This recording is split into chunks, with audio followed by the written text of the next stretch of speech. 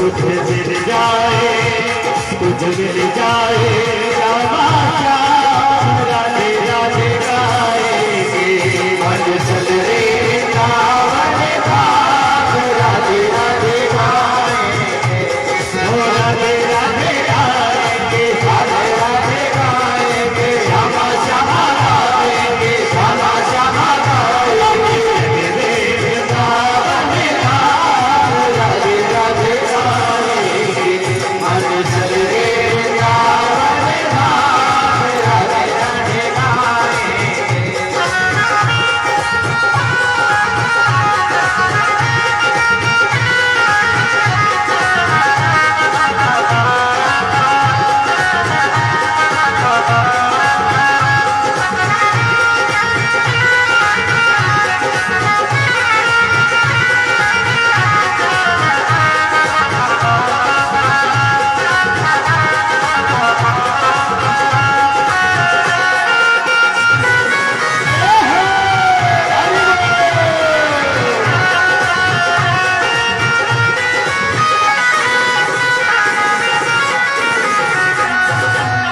त्रिभुवन की शोभा जाई, त्रिभुवन की शोभा जाई, त्रिभुवन की शोभा जाई, त्रिभुवन की शोभा जाई, हरे दास झुके बागे हारी, हरे दास झुके बागे हारी, हरे दास झुके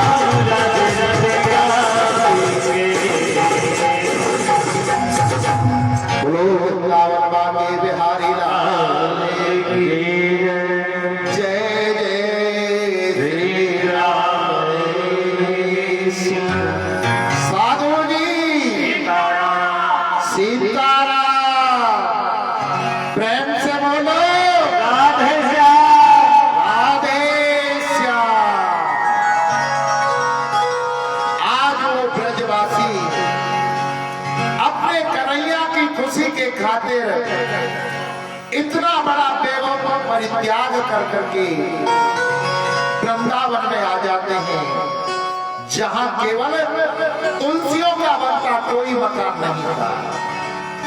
वहां अपनी बैलगाड़ियों को खड़ा किया, तंबू आदि बनाए और उनमें रहने लगे। एक दिन कन्हैया ने मैया यशोदा से कहा कि मैया आप हमको गौ चराने की अनुमति प्रदान कर दीजिए ना। तो मैया ने कहा लाला अभी तुम छोटे हो, इसलिए गौ तुम्हें नहीं मिलेंगी। एक काम करो, गौओं के जो छोटे छोटे बछड़ा बछड़ी होते हैं ना, उन्हें वृंदावन के आसपास में चरा लाए करो। बोले ठीक है भैया। अब तो अपने मित्रों को लेकर के और गाय बछड़ों को, छोटे छोटे जो गाय बछड़ा थे उन्हें लेकर के चराने के लिए गए। वहां कंस ने एक राक्षस भेजा, अघासुर, जो अजगर के रूप में आया। उस अजगर ने सैकड़ों किलोमीटर लंबा अपना शरीर बना लिया, अपने मुख का निचला हाथ भाग और जीव पृथ्वी पर सटा दी और ऊपर का भाग आकाश से सटा दिया। अब वृंदावन के बारे में ज्यादा जानकारी तो थी नहीं। बछड़ा बछियों और सखाओं के साथ में अघासुर के पास पहुंचते हैं तो एक सखा कहने लगे, भैया ये कहा है। दूसरा सखा तुरंत उत्तर देता है, उसे भी नहीं पता था कि ये क्या है, परंतु अपने आप ही उत्तर देता है, भैया ये गुफा है, गुफा। तीसरा मित्र कहने लगा कि भैया हमने दादा दादी से सुने को गुफान में तो संत महात्मा रहे। चौथा मित्र कहता है कि होगी सो देखी जाएगी, चलो आज संत महात्मा के दर्शन करा। बोले भैया चलो चलो चलो। अब तो गुफा में प्रवेश करना प्रारंभ कर दिया। वो क्या था? सर्प का मुंह था, जीव थी। जीव पर जब चलने लगे तो वो बड़ी गुदगुदी लगी। बोले भैया ये कैसे गुफा है? ये तो बड़ी गुदगुदी है। बोले जो वीआईपी गुफा होती है ना वो ऐसी ही होती है। अंदर प्रवेश किया, जो सर्प की नीचे वाली गाढ़ थी ना सफेद ऐसे लग रही है सोफा सेट बिछा रखे हो। बोले भैया ये क्या है? बोले साधु महात्मा के जो दर्शन के लिए आएंगे उनके बैठने के लिए सोफा सेट लगवा रखी है, कुर्सी लगवा रखी है। घोटुन में दर्द रही है ना, नीचे बैठ के कथा ना सुनाई जाए, सोफा सेट लगवा, ऐसे सोफा सेट लगवा। ऊपर वाले बाप ऐसे लग रहे थे। बोले जे खाए? बोले जे घूमती है तुम्हें ना पता, जो साधु महात्मा के दर्शन को आएंगे वो थैला बस्ता झोला लेके आएंगे तो वह टांगेंगे का, उनके लिए हैंगर है, हैंगर घुंटी लगी हुई, सामान टाक दो भैया, सामान टाक दिया। कृष्ण बाहर खड़े हुए और कृष्ण मन में सोच रहे हैं कि ये मेरे ब्रजवासी कितने भोले। कृष्ण ने सोचा कि जब मेरे सखाई अंदर चले गए मौत के मुंह में तो मैं ही रह करके क्या करूं। मेरे गोविंद भी जैसे ही प्रवेश करते हैं वो अघासुर नाम का सर्प अपने मुंह को बंद कर लेता है और जैसे ही मुंह को बंद किया कि ब्रजवासी मूर्छित हो जाते हैं। मेरा कन्हैया जब सुई जैसा छोटा हो सकता है तो पहाड़ जैसा बड़ा भी उसे होना आता है। गोविंद ने अपने आकार को बढ़ाना प्रारंभ किया और इतना आकार बढ़ाया, इतना आकार बढ़ाया तो उस अघासुर का मुंह फट जाता है और उसका प्राणांत हो जाता है। प्राणमयी मुरली को बजाया तो ब्रजवासियों को होश आया, उन्हें लेकर के आगे चले तो कहने लगे भैया कलेऊ कर ले बाल भोग पाले कछु लेके आए हो तो वह बैठ जाओ मंडली के बीच में, भूख लग रही है। अब तो जो जो सखा जो जो सामान लेके आए हो खोल करके बैठ गए और कहने लगे देख कन्हैया हम तेरे लिए ताजा माखन मिश्री लाए, कोई कह रहा कन्हैया हम तेरे लिए पुआ बना के लाए, कोई कह रहा कन्हैया हम तेरे लिए बालूशाही लेके आए, बालूशाही बनवा के लाए पप्पू सेठ, कन्हैया हमारी बालूशाही को भोग लगा। उसी मंडली के अंदर बैठा था मधुमंगल जो नितांत गरीब घर का था। मधुमंगल मन में सोचने लगा काश वो दिन कब आएगा जब ये कन्हैया मेरे घर का भी भोग लगाएगा। भाव आने के की देर थी, कन्हैया तुरंत समझ गए और मधुमंगल से कहने लगे कि मित्रों सुनो, आज का प्रसाद हम पाएंगे तो मधुमंगल के घर का पाएंगे, नहीं तो प्रसाद ही नहीं पाएंगे। मधुमंगल कहने लगे ओ कन्हैया, ओ कन्हैया, देख आज कछु ना लाए तेरे लाए, कल तेरे लाए कछु न कछु लेके आऊंगा, कल तो को अवश्य खिलाऊंगा। कन्हैया कहने लगे कि नहीं, हमने जो कह दिया अगर आज खाना है तो तुम्हारे घर का खाना है, नहीं तो आज हम भूखे ही रहेंगे। मधुमंगल कहने लगा कन्हैया तू भूखो मत रहे, भूखो मत रहे, देख मैं अभी दौड़ो दौड़ो घर पर जाऊं और वहां से कछु लेके भागो भागो अभी वापस आ। अब तो मधुमंगल ने अपने घर के लिए दौड़ लगा, दौड़ो दौड़ो घर पहुंचा, हाथ में हुआ सांस फूल गई और जाकर के मैया से कहने लगे ओ मैया देख कन्हैया ने मेरा आज मित्र मंडली में कितना मान सम्मान कियो है, देख कन्हैया भूखो बैठे हो जंगल में, कछु खाने के लिए हो तो दे दे। वाने कह दी कि आज खानो है तो मधुमंगल के घर को खाना है, नहीं तो खानो। बात सुन करके मधुमंगल की मैया के नेत्रों से अश्रु बहने लगे कि हे लाला देख अभी मैं पंडिताई करने पुरोहिताई करने किसी यजमान के घर नहीं गई हूं, जब पुरोहिताई करने जाऊंगी ठाकुर सेवा करने जाऊंगी, वहां से सीता मिलेगा ला करके भोग बनाऊंगी तब कुछ बनवाएगा। बोले भैया कछु तो हो दो, बोले अलमारी में देख परसों जो कढ़ी बनाई, परसों की कढ़ी रखी होगी।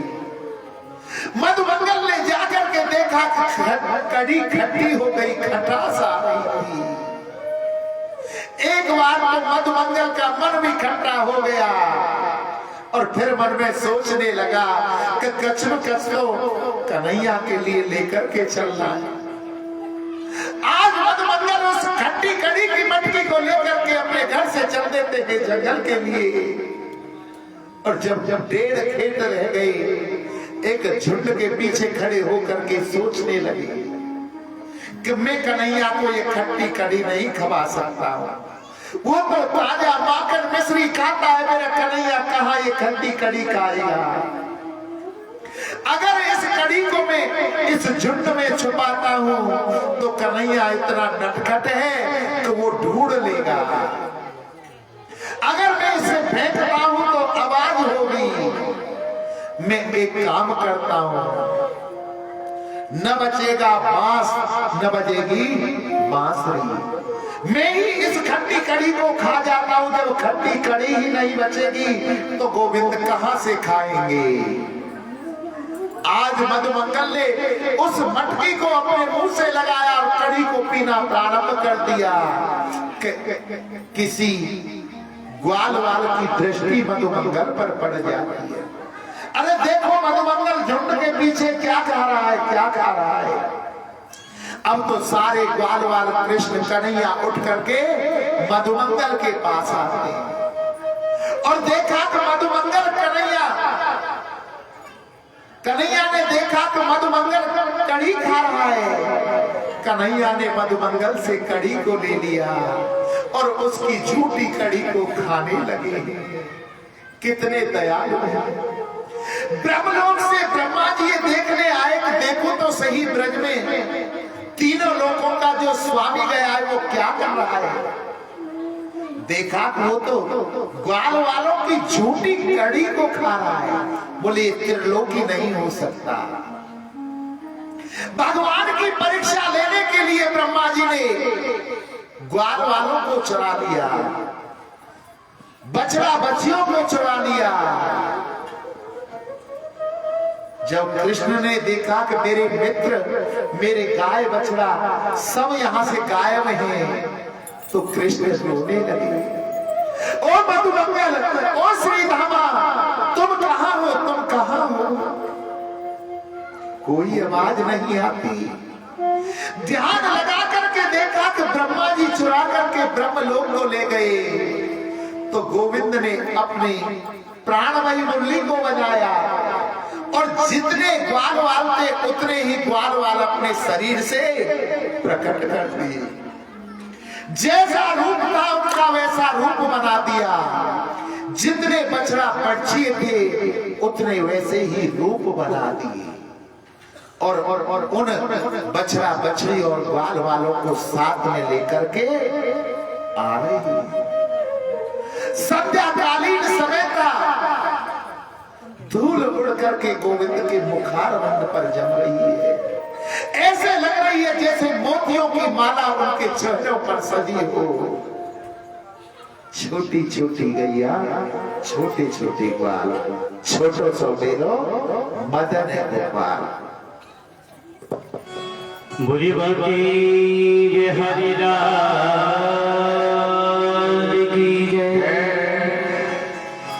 और छोटी छोटी गैया, छोटे छोटे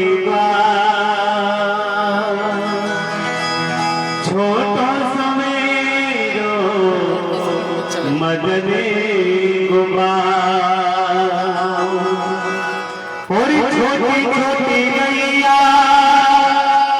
छोटे छोटे छोटा समेरो मदने गोपाल।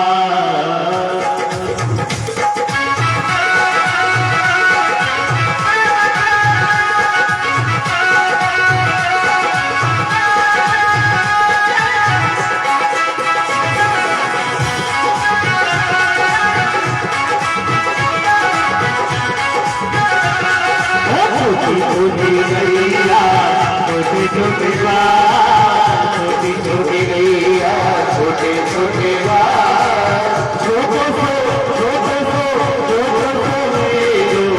मदने गोपाल। छोटी छोटी गैया, छोटे छोटे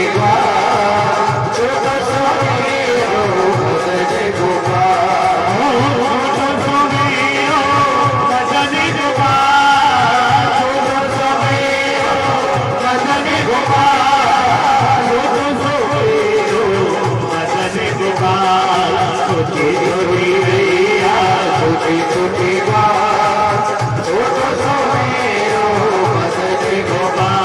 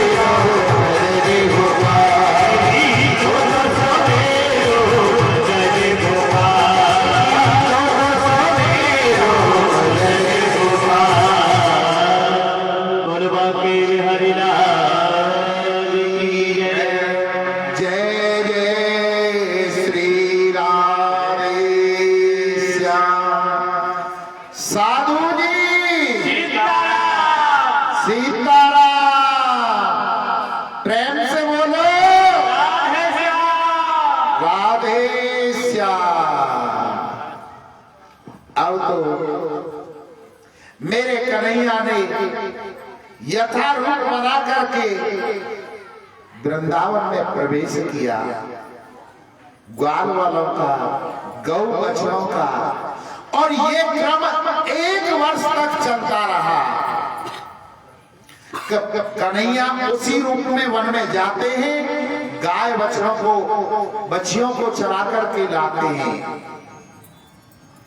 एक दिन बलराम जी ने सोचा कि आजकल ये गौएं अपने बछड़ों बच्चियों से इतना प्रेम क्यों करती हैं, क्या कारण है? ध्यान लगा करके देखा, वो तो सब कृष्ण में थे। बोले कृष्ण ये क्या लीला है? कृष्ण ने बताया कि ब्रह्मा जी हमारे ग्वाल वालों को और गाय बछड़ों को चुरा करके ले गए, परंतु इसके पीछे भी कारण है। जब भी कन्हैया अपनी मैया यशोदा का दुग्ध पान करते थे, उनके साथ खेलते थे, तो वो ब्रज गोपियां माताएं मन में भाव लेती थी कि काश वो दिन कब आएगा जब ये कन्हैया हमारा बेटा बन करके आएगा। उन ब्रज माताओं की अभिलाषा को पूरा किया था। जब मैया यशोदा दूध निकालती रहती थी गाय बछड़ों का, और कन्हैया आकर के अपनी मैया का दूध पीने लग जाते थे, तो गाय बच्चियां भी, गाय सोचती थी कि काश दिन वो कब आएगा जब ये कन्हैया हमारा भी दुग्ध पान करेगा बछड़ा बच्चिया बन करके। उस अभिलाषा को भी मेरे कन्हैया ने पूरा किया था। 1 वर्ष हो गया। आज ब्रह्मा जी पुणे देखने के लिए कि ब्रज में क्या हो रहा है, चल के देखूं तो सही। ब्रह्मा जी तो आए ब्रज के अंदर और कन्हैया पहुंच गए ब्रह्मलोक में। रूप बदल लिया कन्हैया ने, ब्रह्मा जी का रूप धारण कर लिया और कहा द्वारपालों से, देखो बहुत बहरूपिया डोलते हैं, हमारा रूप धारण करके किसी को यहां प्रवेश करने देना, अगर ज्यादा जबरदस्ती करे तो डंडा से पिटाई लगा देना। अब तो ब्रह्मा जी ने आकर के ब्रज में देखा कि ऐसे ही ग्वाल बाल बछड़ा बछिया यथारूप है। ब्रह्मा जी को अचंभा हुआ और ब्रह्मा जी लौट करके ब्रह्मलोक में जाने लगे तो द्वारपालों ने रोक लिया। ओ बहरूपिया रुक जा रुक जा, कहां जा रहे हो?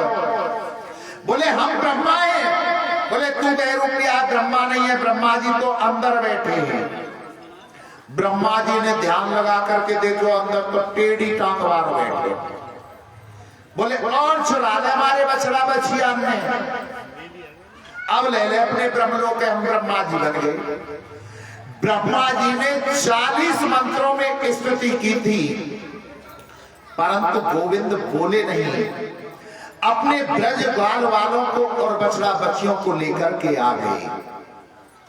श्री सुखदेव जी वर्णन करते हैं कि हे राजा परीक्षित, इस ब्रज की वृंदावन की बड़ी महिमा है, परंतु वृंदावन की महिमा को कालिया नाग ने दूषित कर रखा था। यमुना जी को जहां कालिया नाग रहता था वहां जाकर के कोई जीव जंतु जल पी लेता था, उसकी मृत्यु हो जाती थी। काली दह के ऊपर से अगर पक्षी उड़ करके जा रहा है तो जल करके भस्म हो जाता था। कृष्ण ने सोचा कि इस कालिया नाग को यहां से निकालना अति आवश्यक है। इसने यमुना जी को दूषित कर रखा है। अपने ग्वाल वाले सखाओं को बुलाया और कहा, अरे लाला हो, आज की गौ चराने की छुट्टी, जैसे बच्चों की संडे की रविवार की छुट्टी होती है ना, ऐसे आज गाय चराने की छुट्टी। बोले तो क्या करेंगे? का आज गेंद बल्ला खेलेंगे। इतने में श्री धामा कहने लगे, भैया रेशम की गेंद तो हमारी ढोरेगी। कन्हैया बोले तो चिंता क्या करे, चंदन को बल्ला हमारी ढोरे। बोले चलो कहाँ खेलोगे? बोले वो काली दहन वहां के पास में मैदान पड़े हो वहां खेलेंगे। बोले भैया हम ना जाएंगे, हमारे माँ बाप ने सैकड़ों वर्ष तपस्या करी, जब जाके हम प्रकट भये और तुम हमें काली दहन के ढोरे ले जाओगे, हम ना जाएंगे। बोले वहां थोड़ा खेलेंगे, दूर खेलेंगे। सखा को मना करके चल दिए कि सामने बलदाऊ भैया आ रहे। बोले अरे ओ लाला ओ कन्हैया कहाँ जा रहे हो? बोले गेंद बल्ला खेलने। बोले हम भी चलेंगे तुम्हारे साथ। बोले ना दाऊ। बोले क्यों? कि तुम बड़े हो, तुम हमारे साथ में चलो, हमें शर्म आवे। बोले ठीक है तो हम ना जा रहे। कहाँ जाओगे? तो काली दह पे जो मैदान पड़े हो अच्छा तो दूर से खेलियो, जमुना जी के पास मत जाइयो। बलराम जी को साथ क्यों नहीं लेकर के गए थे? क्योंकि वो शेषा अवतार थे। अब तो पहुंच गए, खेल प्रारंभ हो गया, सबने खेला, बाजी आ गई कन्हैया की। और कन्हैया को जब बॉल करी तो कन्हैया ने ऐसो टोल मारियो, ऐसो टोल मारियो तो गेंद सीधी जाके यमुना जी में काली में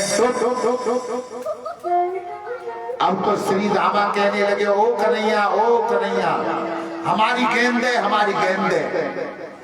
बोले भैया लाला वो तो जमुना जी में काली दहन गई, तू आके बदले में 2 गेंद ले लियो। बोले ना हमें तो गोई गेंद चाहिए। बोले क्यों? कि हमने अपनी माँ के साया को फाड़ के रेशम देखो वह साया में वह गेंद को बनायो और तेने वह जमुना जी में पहुंचा दियो। हमें तो गोई गेंद चाहिए। कन्हैया बोले तो वाके नहीं आ तो हमें जमुना जी में जाना पड़ेगा। भैया भैया जमुना जी में जा, गंगा जी में जा, कहीं भी जा, हमारी तो वह गेंदे ला के दे दे। अब तो कन्हैया कदम के पेड़ के ऊपर चढ़ गए। बोले मैं जा रहा हूँ गेंदे लेने। हाँ हाँ जा, देख रखे तो जैसे कहीं ना जागो तुम के। तो इतनी बात कही कन्हैया ने छलांग लगा दी और जैसे ही छलांग लगाई है मैया के हृदय में मानो धक्का लग गया। अब तो जब पता चला कन्हैया काली दह में कूद गया, ब्रजवासी दौड़े दौड़े मैया के पास गए। मैया को सूचना मिली, मैया विलाप कर रही है और सारे ब्रजवासी काली दह पर आ जाते हैं। काली दह पे खेलन गए और ये निर्वार सब कन्हैया बोलिए बाके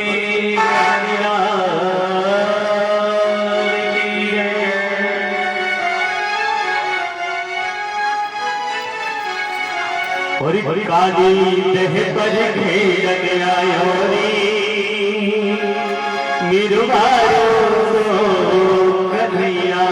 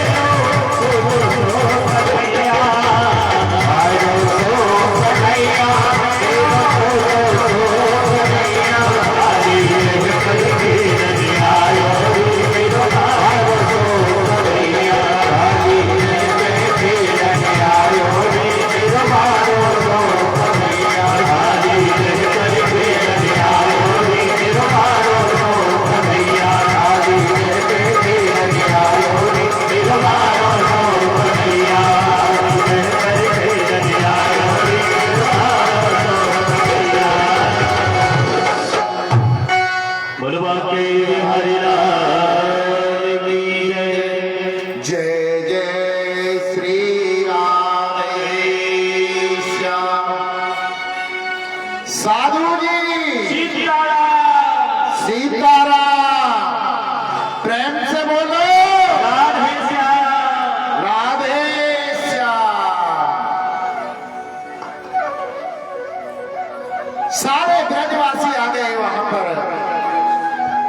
मैया यशोदा अपने आप को यमुना जी में छोड़ना चाहती है, कुदाना चाहती है। तो मेरा कन्हैया इसमें गया, मैं भी इसी में भस्म होंगी। बलराम जी उनको सबको रोकते हैं कि कालिया नाग हमारे कन्हैया का कुछ नहीं बिगाड़ सकता है।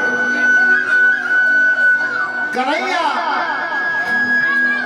अंदर प्रवेश करते हैं और नाग पत्नियों से जाकर के कहते हैं कि हे नागपतियों, पत्नियों, कालिया नाग को जगाओ और हमारी गेंद को उससे दिलाओ। कालिया नाग उठ जाता है, बड़ा भारी भयंकर युद्ध होता है उनमें। प्रभु अंत में उस नाग के फन पर चढ़ जाते हैं और जिस फन को वो सर्प ऊपर उठाता है, तुरंत कन्हैया उस पर पहुंच जाते हैं, नृत्य करते हैं।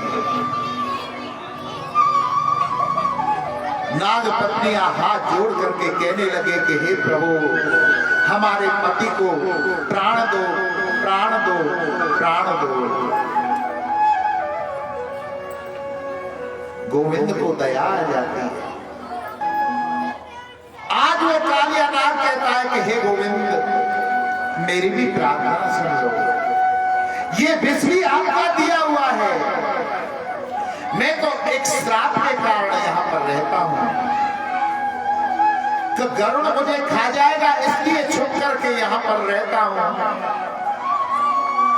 कन्हैया ने कहा, हे कालिया, अब तुम्हारे सिर पर मेरे पैर का निशान है, अब गरुड़ तुम्हें नहीं खाएगा। अब तुम रमण द्वीप पर चले जाओ। कालिया नाग लेकर के ऊपर निकलता है। कृष्ण ने प्राणमयी मुरली बजाई कि सभी ब्रजवासियों को होश आ जाता है। मैया यशोदा कहती है, ओ लाला, ओ लाला, देख तो ये सांप खा जाएगा, तू यहाँ पे उतरे, तू यहाँ पे उतरे। गोविंद आता है और वो सर्प रमण द्वीप में चला गया। श्री सुखदेव जी वर्णन करते हैं कि हे राजा, आज प्रभु मेरे 6 वर्ष के हो गए। हेमंत प्रथम मास नंद ब्रज कुमारिका, नेहरू विषंभुजा नाम कात्या, धत्यर्चन व्रतम। हेमंत ऋतु आ गई, शरदकालीन कार्तिक का महीना आ गया। अब ब्रज 84 कोस के अंदर जितनी भी ब्रज कन्याएं थी, सब कार्तिक का महीना नहाती हैं और नहा करके कात्यायनी माता के मंदिर में जाती हैं और जाकर के वहां पर पूजा करती हैं। कात्यायनी महामाये महायोग नदीश्वरी, नंद गोप स्वतम देवी, पति ने कुरुते नमः इति मंत्रस्य तथा पूजा चक्रो कुमारिका। प्रातःकाल स्नान करके माता कात्यायनी के मंदिर में जाती है और कहती है कि हे कात्यायनी माता, तुम हमारी पूजा को स्वीकार करो और जो नंद का पुत्र है ना कृष्ण, वो हमें पति के रूप में प्राप्त हो गई। ये तो ठीक है, परंतु वो अपराध करती हैं। अपराध क्या करती हैं कि जब वो स्नान करने के लिए यमुना जी में जाती हैं, वहां वस्त्र उतार करके स्नान करती हैं। कभी भी निर्वस्त्र होकर के स्नान नहीं करना चाहिए। उसमें दो पाप लगते हैं, लौकिक और धार्मिक। धार्मिक पाप तो यह है कि जल के अंदर वरुण देवता का वास है। कभी भी स्त्री को या पुरुष को नग्न होकर के किसी भी तीर्थ स्थान में स्नान नहीं करना चाहिए, अपने घर में भी नहीं करना चाहिए। और लौकिक अपराध यह है, कोई मंचला आए और तुम्हारे वस्त्रों को लेकर के चला जाए तो अपने घर कैसे जाओगे। परंतु अगर मैं इन ब्रज गोपियों से इस बात को कहूंगा तो इनकी समझ में नहीं आएगा। एक दिन गोविंद 3:30 बजे उठते हैं और उठ करके यमुना जी के किनारे पर पहुंच जाते हैं। वहां कदम का वृक्ष था, उसके ऊपर चढ़ जाते हैं। ब्रज गोपियां आती हैं, अपने सारे वस्त्रों को उतार करके स्नान करने के लिए यमुना जी में प्रवेश करती हैं। जैसे ही ब्रज गोपी उस यमुना जी में प्रवेश किया तो मेरे गोविंद ने उनके सारे वस्त्रों को चुराकर और कदम के पेड़ के ऊपर चढ़ जाते हैं। ब्रज गोपियों ने स्नान करने के बाद बाहर दृष्टि डाली, उनके वस्त्र नहीं थे। अब बेचारी नग्न अवस्था में जल से बाहर कैसे आए। बीड़ी फट गई, कुछ उजाला हुआ। एक गोपी की दृष्टि कदम के वृक्ष के ऊपर पड़ती है, कह रही कि हमारे वस्त्र हो रहे, हमारे वस्त्र हो रहे। दूसरी गोपी ने ध्यान लगा करके देखा तो वहां तो टेढ़ी टांग वाला भी बैठा हुआ था। बोले अरे कन्हैया, अरे लाला, तूने हमारे कपड़ों को चुराया है, हमारे कपड़ों को दे दो, हमारे कपड़ों को दे दो। कन्हैया ने कहा अपने आप ले जाओ अपने कपड़ों को। बोले हम ऐसी अवस्था में हैं कि हम जल से बाहर नहीं आ सकते। गोविंद ने कहा कि मैं तुम्हें यही शिक्षा देना चाहता हूं, कभी भी नग्न अवस्था में स्नान नहीं करना चाहिए। धार्मिक अपराध भी होता है और लौकिक अपराध भी होता है। आज तो मैंने तुम्हारे वस्त्र यहाँ रखे, कोई मन चला तुम्हारे वस्त्रों को अपने घर लेकर के चले जाए तो तुम अपने घर कैसे जाओगी। आज उन ब्रज गोपियों के समझ में आया, गोविंद ने उनके वस्त्रों को उन्हें लौटाया है। जिस समय ये लीला की थी उस वर्ष मेरे प्रभु की अवस्था 6 वर्ष की थी और 6 वर्ष के बच्चे के अंदर कोई काम नहीं होता है। ब्रज गोपियां अपने वस्त्रों को पहन करके कात्यायनी माता के मंदिर में जाते हैं और जाकर के कात्यायनी माता की पूजा करते हैं कि हे दुर्गा मैया, हे कात्यायनी माता, आज हमको बहुत सुंदर शिक्षा प्राप्त हुई है। माता से बार बार प्रार्थना करती हैं लाला एक मैया को भजन हो जाए।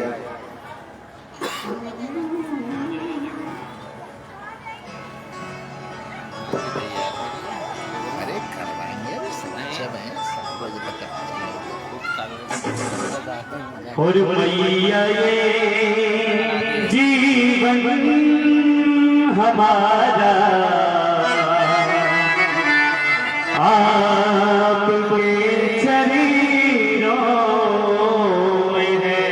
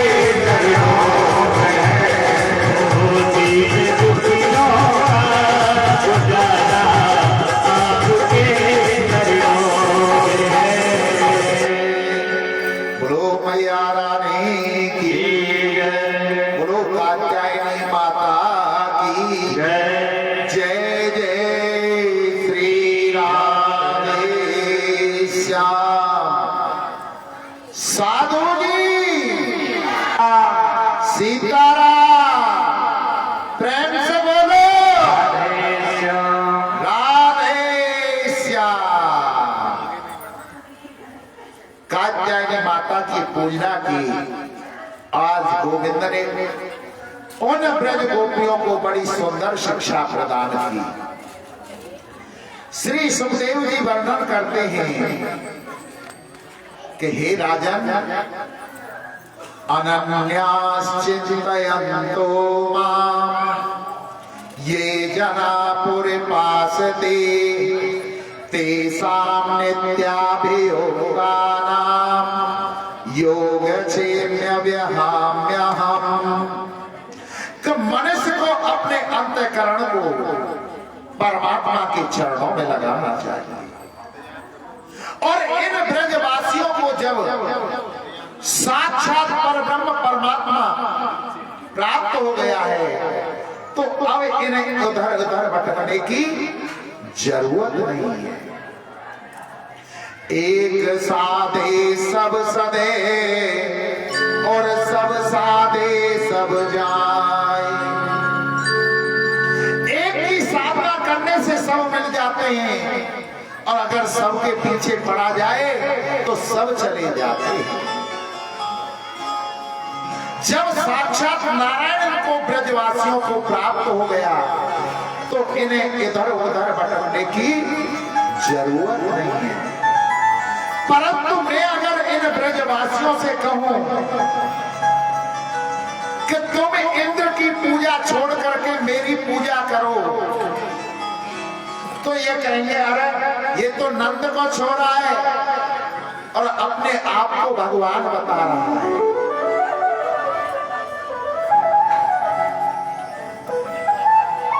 मैं इन पर गोवर्धन महाराज को पूजवाऊंगा। अगर आज कोई प्रत्यक्ष रूप में देवता है, आज भी कलयुग में, तो दो ही देवता हैं। ब्रजमंडल के अंदर गोवर्धन महाराज साक्षात प्रत्यक्ष देवता है। एक एक तिल के बराबर प्रतिदिन पृथ्वी में समा रहे हैं और जिस दिन संपूर्ण वो पृथ्वी में समा जाएंगे उस दिन कलयुग का अंत हो जाएगा, प्रलय आ जाएगा। दूसरा, दक्षिण भारत में तिरुपति बालाजी महाराज, हनुमान जी का चारों युग में प्रताप है। चारों युग प्रताप तुम्हारा, एक हनुमान जी महाराज। हनुमान जी के जैसा कोई प्रभु का भक्त हुआ न होगा। और इस गोवर्धन महाराज को यहां पर कैसे प्रकट किया गया? जिस समय रामायुद्ध की तैयारी के लिए लंका जाने के लिए समुद्र पर पुल बांधा जा रहा था ना, बानर पहाड़ पर्वतों को लेकर के आ रहे थे जिन पर नल और नील केवल राम राम लिख करके समुद्र में छोड़ते थे और वो तर जाते थे। जब पूरा पुल बन गया तो आदेश कर दिया गया कि जो जहां पर पहाड़ है पर्वत है उसे वहीं पर छोड़ दिया जाए। और गोवर्धन महाराज को अरावली में से त्रिकुट पर्वत की एक शाखा है उसी में से लाया गया था और इसको लाकर के ब्रज तक ही लेकर के आए थे कि यहीं पर इन्हें स्थापित कर दिया। गोवर्धन कहने लगे कि महाराज ये तो मैं घर का रहना घाट का, न तो मेरे घर पर ही छोड़ा, न प्रभु की सेवा में ले जा करके लगाया जो प्रभु मेरे ऊपर से उतर करके जाते हैं। उस समय प्रभु ने गोवर्धन को वर दिया था कि इस त्रेता युग में तो नहीं परंतु द्वापर में मेरा वचन है मैं तेरे ऊपर लीला करूंगा। अगर द्वापर में रहता तो तू मेरे चरणों के नीचे रहता, और द्वापर में तुझे मैं अपने शीश के ऊपर रखूंगा। वही ये गोवर्धन महाराज है। हनुमान जी ने जब उसको ऐसी बात सुनाई कि प्रभु ने तुम्हारे लिए ये वचन कहे हैं गोवर्धन महाराज को, तो गोवर्धन महाराज नाचने लगे, और उनके साथ में हनुमान जी भी नाचे हैं। झूम झूम नाचे देखो मेरा वीर हनुमान।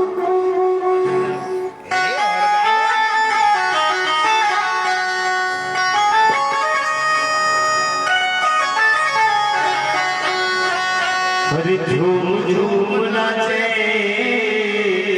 देखो वीर हनुमान।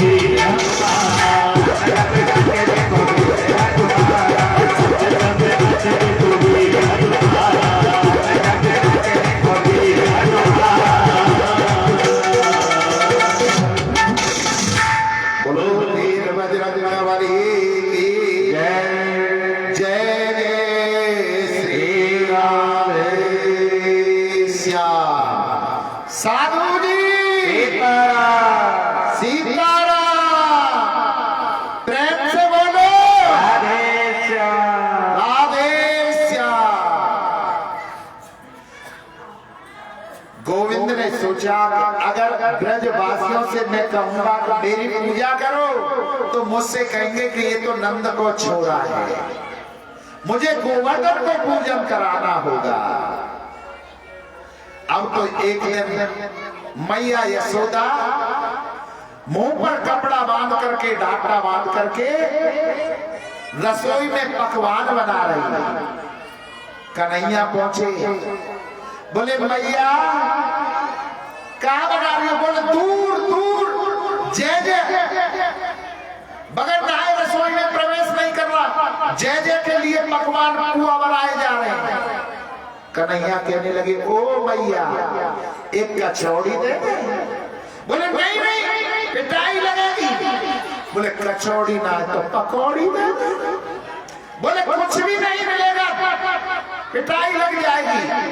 अब तो कन्हैया रोते रोते नंद बाबा के पास में आ गए। तब मेरे प्रभु की अवस्था थी 7 वर्ष की। जब कन्हैया रोते हुए आए तो नंद बाबा ने गोविंद को गोद में भर लिया। बोले लाला काहे को रो रहे? बाबा बाबा देख मैया कचौड़ी बना रही, पकौड़ी बना रही। मैंने मैया से कही मैया एक कचौड़ी दे दे। बोली तब पर मारूंगी। मैं बोले पकौड़ी दे दे तो बोले और मारूंगी, कचौड़ी ना दियो। लाला ने कन्हैया को गोद में भर लिया। समझा बेटा, देखो जो ये कचौड़ी पकौड़ी बनाई जा रही है और यहाँ जो ये सामग्री मिलाई जा रही है, इससे इंद्र भगवान की पूजा की जाएगी। जब हम इंद्र की पूजा करेंगे तो इंद्र प्रसन्न होंगे और वर्षा बरसाएंगे हमारे ऊपर।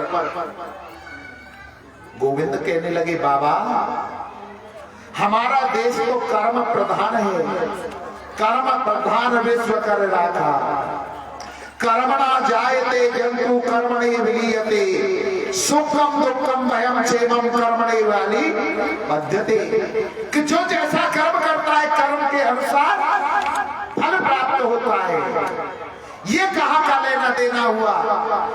ये तो सौदागिरी हुई। आप एक काम करिए, उस इंद्र को छोड़ो और जहां हमारी गौ निरंतर निर्भीक होकर के भोजन करती है, गाय चारा चरती है, गोवर्धन महाराज की पूजा करते हैं। ब्रजवासी कहने लगे ओ लाला सुन, हम तेरे कहने पे गोवर्धन की पूजा कर लेंगे, परंतु हमारी 3 शर्तें। बोले कहा कि पहली शर्त तो ये कि थाली में भोजन लगा दियो, तुलसी पत्र चढ़ा दियो और नेत्र बंद कर लिए, भूख लग गया, ऐसा नहीं चलेगा।